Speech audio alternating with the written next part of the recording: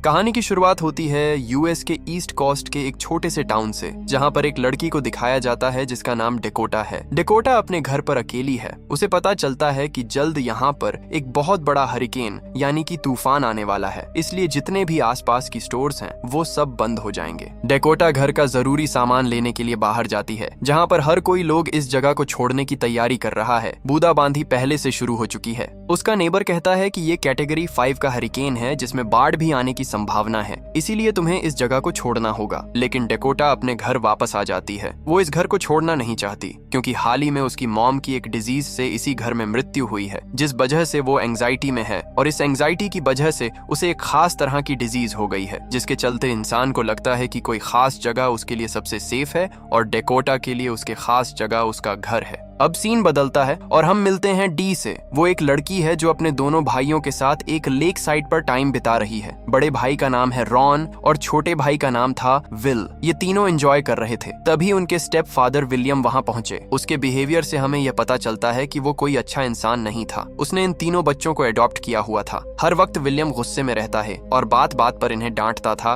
कभी भी इनसे ठीक से पैसा नहीं करता था। पर ऐसा क्यों था ये आगे स्टोरी में पता चलेगा। इस सब के बाद हमें मूवी की तीसरी कैरेक्टर लीसा से मिलवाया जाता है। वो एक प्रेग्नेंट लड़की थी जो इस टाइम अपनी गाड़ी चलाते हुए अपने घर की तरफ जा रही थी। वो अपनी मॉम से बात कर रही थी और उसकी मॉम उसके लिए काफी ज्यादा परेशान थी क्योंकि वो प्रेग्नेंट थी और बेबी किसी भी वक्त आ सकता था। ऊपर से उसकी हस्बैंड भी उसे छोड़कर चला गया था। तूफान की वजह से आगे का ब्रिज भी बंद हो गया था। इससे वो बहुत ज्यादा पैनिक कर जाती है कि अब वो घर कैसे जाएगी। रास्ते में ही वो देखती है कि लोग अपना सामान उठा उठा कर भाग रहे थे। ये देखकर वो और भी ज्यादा नर्वस हो जाती है, लेकिन फिर वो अपने आप को कूल करने के लिए सोचती है छोटा मोटा तूफान होगा, आएगा और गुजर जाएगा। लेकिन यही सोचना उसकी सबसे बड़ी गलती थी। दूसरी तरफ हमें डकोटा के अंकल को दिखाया जाता है जो कि एक मरीन रिसर्चर हैं। मरीन रिसर्चर उसे कहा जाता है जो समुद्र में होने वाली गतिविधियों को नोट करते हैं। इन्हें पता चलता है कि हरिकेन की वजह से सुनामी आ सकती है, इसलिए वो डकोटा को कॉल करके कहते हैं कि तुम्हें जल्दी वहां से निकलना होगा। लेकिन डकोटा वहां से निकलना नहीं चाहती। उसके अंकल उसकी दिमागी स्थिति को समझ सकते हैं। वो कहते हैं कोई बात नहीं, अगर सुनामी आई, पानी भरा तो मैं तुम्हें वहां से रेस्क्यू करने के लिए आ जाऊंगा। वहीं विलियम को दिखाया जाता है जो रॉन उसकी भाई और उसकी बहन को लेकर घर वापस आ जाता है। विलियम की पत्नी भी वहीं पर होती है। इन्हें पता है कि जल्दी तूफान यानी कि हरिकेन आने वाला है, लेकिन विलियम को लगता है कि न्यूज में जो बातें बताई जा रही हैं वो सब झूठ है। इतना बड़ा तूफान नहीं आएगा। जिसके बाद वो अपनी पत्नी के साथ नीचे बेसमेंट में चला जाता है। तभी वहां पर रॉन की बहन आती है क्योंकि उन्हें भूख लगी है। हालांकि फ्रिज में बहुत सारा खाना होता है, लेकिन फिर भी वो उन्हें खाने के लिए सिर्फ ब्रेड देती है। यहाँ इनके पास एक इन्वॉल्व भी होता है जिसके अंदर कुछ खास चीज है जो कि रॉन उसके भाई बहनों से छुपा कर रखते हैं। वहीं हरिकेन अब इस टाउन तक पहुंच चुका है। लीसा अब तक अपने घर नहीं पहुंची। वह रास्ते में होती है क्योंकि उसके सामने सड़क पर एक पेड़ है। वहाँ पर एक बहुत बड़ा ट्रक भी है जिसका ड्राइवर उसे कहता है कि जल्दी यहाँ से निकलो, इस तरफ से पानी आ रहा है। लीसा पेड़ को अपनी कार से हटाने की कोशिश करती है, लेकिन उसकी कार उस पेड़ पर अटक जाती है और अब जो ट्रक होता है उसका ड्राइवर उसे यहाँ से दूर ले जाना चाहता है, पर पानी का लहर उस तक पहुंच जाता है जिस वजह से उसका ट्रक हिट होता है और पानी का लहर इतना तेज होता है कि ट्रक उसमें तैरने लगता है। वहीं लीसा की कार भी एक टक्कर की वजह से वहां से निकलकर पानी में बहना शुरू हो जाती है और सामने एक पेड़ में उसकी कार पूरी तरह से अटक जाती है। लीसा भी कार के अंदर फंस चुकी है। वो वहां से निकल नहीं सकती और पानी का लेवल धीरे धीरे ऊपर की तरफ आ रहा है। साथ ही जो ट्रक बह रहा होता है वो एक स्टैचू से टकराता है जिस वजह से वो फट जाता है। उसकी अंदर मांस है जो पानी में बिखर जाता है। इसका मतलब यह है कि जल्द यहाँ पर समंदर की खतरनाक शार्क खाने के लिए यहाँ पर पहुंच जाएंगी। वहीं लीसा जो कार में फंसी हुई है मदद के लिए चिल्ला रही होती है। तभी यहाँ से दो लोग बोट से गुजरते हैं जो ट्रक के पास मदद के लिए जा रहे होते हैं। वो लीसा की आवाज सुन लेते हैं। उनमें से एक आदमी लीसा के पास आता है। लीसा उसे बताती है कि मुझे छोड़कर मत जाना, मैं प्रेग्नेंट हूँ। वो कहता है कि तुम चिंता मत करो, मैं तुम्हें यहाँ से निकाल लूंगा। वो अपने साथी को कट्टर लाने के लिए कहता है और जब उसका साथी कट्टर ला रहा होता है तभी कोई चीज उसे पानी में खींच लेती है, पर वो जल्दी ऊपर आ जाता है। अब उसका एक हाथ कट चुका है, यानी कि उसके ऊपर किसी चीज ने हमला किया है। वो लीसा की कार की तरफ बढ़ने की कोशिश करता है, पर वो चीज उसे खींचकर अपने साथ ले जाती है।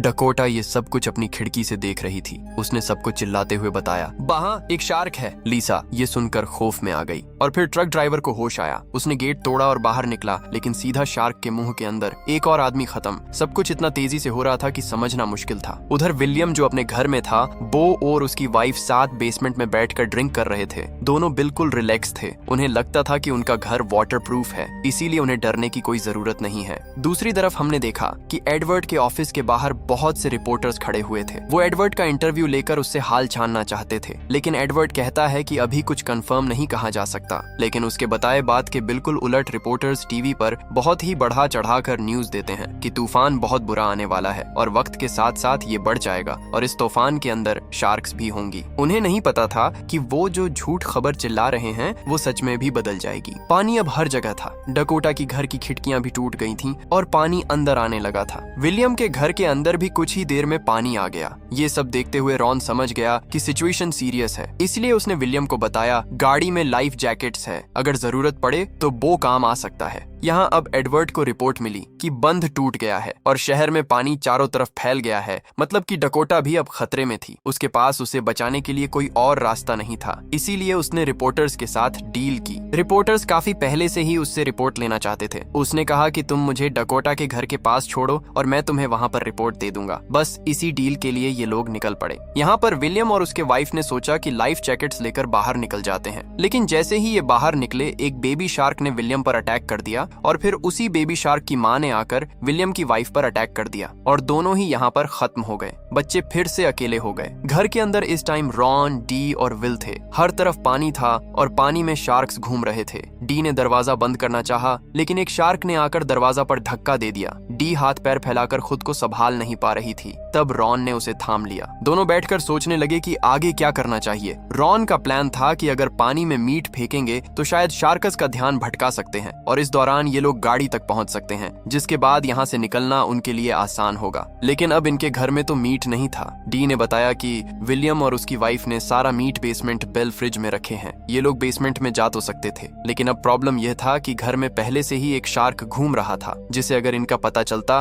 तो वो जरूर इनके ऊपर अटैक कर देगा। वही हमें लीसा को दिखाया जाता है जो डकोटा से मदद मांग रही होती है, लेकिन डकोटा बहुत ज्यादा डरी हुई है। वो अपने घर से बाहर नहीं निकलना चाहती, पर जब लीसा उसे बताती है कि मैं प्रेग्नेंट हूँ तो उसका दिल पिघल जाता है। दरअसल उसने अभी अभी अपनी मॉम को खोया है और वो नहीं चाहती कि एक बच्चा और उसकी मॉम इस तरह से पानी में मारे जाएं। वो एक चाकू लेकर बड़ी सावधानी से उस जगह पहुंच जाती है जहां पर पेड़ के साथ लीसा की कार फंसी हुई है। डकोटा चाकू की मदद से उन लकड़ियों को काटना शुरू कर देती है जिसमें लीसा फंसी हुई है। वो किसी तरह से उसे निकालकर अपने घर वापस आ जाती है और तभी इनके घर के निचले हिस्से से एक पेड़ टकराता है, जिससे घर का निचला हिस्सा डैमेज हो जाता है, जिस बारे में डकोटा और लीसा को कुछ पता नहीं चलता। लीसा कहती है कि हमें कोई ना कोई संकेत देना होगा, क्योंकि अगर हम यहाँ पर रहे तो डूब कर मारे जाएंगे। और तभी उसे लेबर पेन शुरू हो जाता है, क्योंकि किसी भी वक्त उसका बच्चा इस दुनिया में आ सकता है। डकोटा कुछ कर्टेन्स लेकर ऊपर छत पर जाती है, जहाँ पर वो उनसे हेल्प लिखती है ताकि हेलीकॉप्टर से कोई रेस्क्यू टीम आए तो उनके साथ वो यहाँ से निकल सके। जिसके बाद वो वापस नीचे आती है, जहाँ पर लिसा को बहुत ज्यादा पेन हो रहा होता है। वो डकोटा से कहती है कि तुम चेक करो, क्या मेरा बच्चा बाहर आ रहा है। डकोटा को बहुत डर लगता है,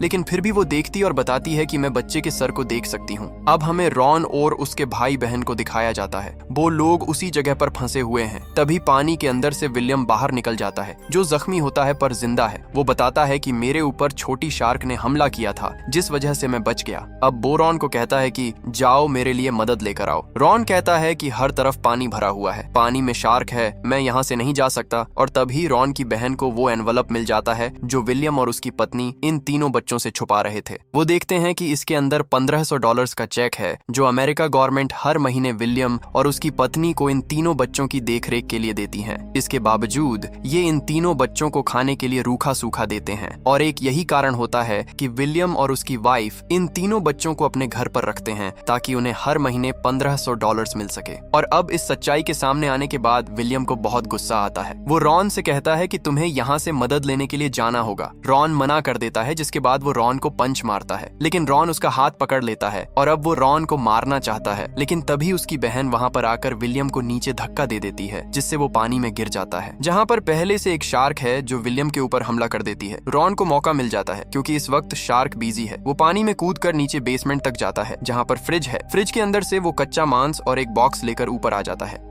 इस बॉक्स में था एक डायनामाइट। इन्होंने मीट को डायनामाइट से बांध दिया और जाकर पानी में फेंक दिया। शार्क मीट की खुशबू से अट्रैक्ट होती हुई वहां आई और उसने वो मीट खा लिया और तभी डायनामाइट एक्टिवेट हो गया और वहां एक जोरदार धमाका हुआ, जिसकी वजह से वो शार्क वहीं खत्म हो गई। शार्क के मरने के बाद ये लोग आजादी से अपनी घर से बाहर निकल सकते थे और गाड़ी में बैठकर यहाँ से जा भी सकते थे। इधर दूसरी तरफ लीसा ने डकोटा को बताया कि बाहर एक नाव है, वही नाव जो पहले वाला आदमी लेकर आया था उसे बचाने के लिए। अगर ये लोग उस नाव तक किसी तरह पहुंच पाएं तो यहाँ से निकलना उनके लिए आसान हो सकता है। लेकिन लीसा के अंदर तो यहाँ से बाहर तक जाने की भी हिम्मत नहीं थी क्योंकि उसको दर्द बहुत ज्यादा हो रहा था। डकोटा ने फैसला किया कि वो खुद जाएगी और नाव को घर के गेट तक लेकर आएगी। उसने अब एक टॉर्च लिए और फ्रिज में पड़ा हुआ सारा मीट एक बैग में भर लिया। वो जानती थी कि बाहर शार्क है और इस मीट के जरिए वो शार्क का ध्यान भटका पाएगी। उसका प्लान काम भी कर रहा था। जैसे ही कोई शार्क उसके सामने आती तो वो उसके सामने दूसरी तरफ मीट का टुकड़ा फेंक देती,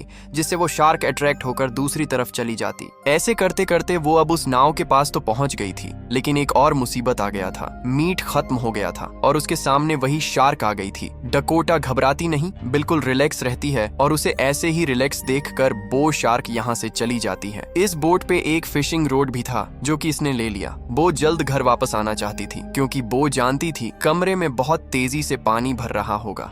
अब बेड के सहारे तैर रही थी। पूरा घर टूटकर पानी में बहने लगा था। एक लकड़ी के सहारे लिसा पानी से बाहर निकलकर ऊपर की तरफ आई। दर्द अचानक से इतना ज्यादा बढ़ गया कि उसने वही पानी के अंदर ही अपने बच्चे को जन्म दिया। चारों तरफ ब्लड ही ब्लड हो गया और उसके खुशबू से शार्क्स इससे तरफ अट्रैक्ट होने लगी और मुसीबत एक और मर्तबा बढ़ गई। लिसा ने अब अपनी इस नए और छोटे से बच्चे को एक लकड़ी पर रखा और फिर खुद एक नोकीली लकड़ी हाथ में लेकर शार्क का इंतजार करने लगी। शार्क जब उसके पास आई, लिसा ने उसके आंख को स्टैब करते हुए उसे जख्मी कर दिया, जिसकी वजह से वो डर कर वहां से भाग गई। लेकिन डकोटा ने दूर से देखा कि दूसरी तरफ से एक और शार्क लिसा की तरफ बढ़ रही थी। उसने अब फिशिंग रोड से निशाने लगाया और शूट करके उस शार्क को खत्म कर दिया और फिर वो जल्दी से उसी छोटी सी बोट को लेकर लिसा के पास पहुंच गई। लिसा अब इस बोट के अंदर बैठने ही वाली थी कि तभी एक बड़ी सी शार्क आई और उसने इस बोट को ही पलटा दिया और सब कुछ खतरे में चला गया। लेकिन इससे पहले कि ये लोग शार्क का शिकार बनते, ठीक उसी बाकी एडवर्ड अपने टिम के साथ बाहर पहुंच गया। उसके हाथ में इस टाइम एक डिवाइस थी जिसे चलाते हुए वो शार्कस को यहाँ से भगा देता है, जिसके बाद वो इसी डिवाइस को पानी में रख देता है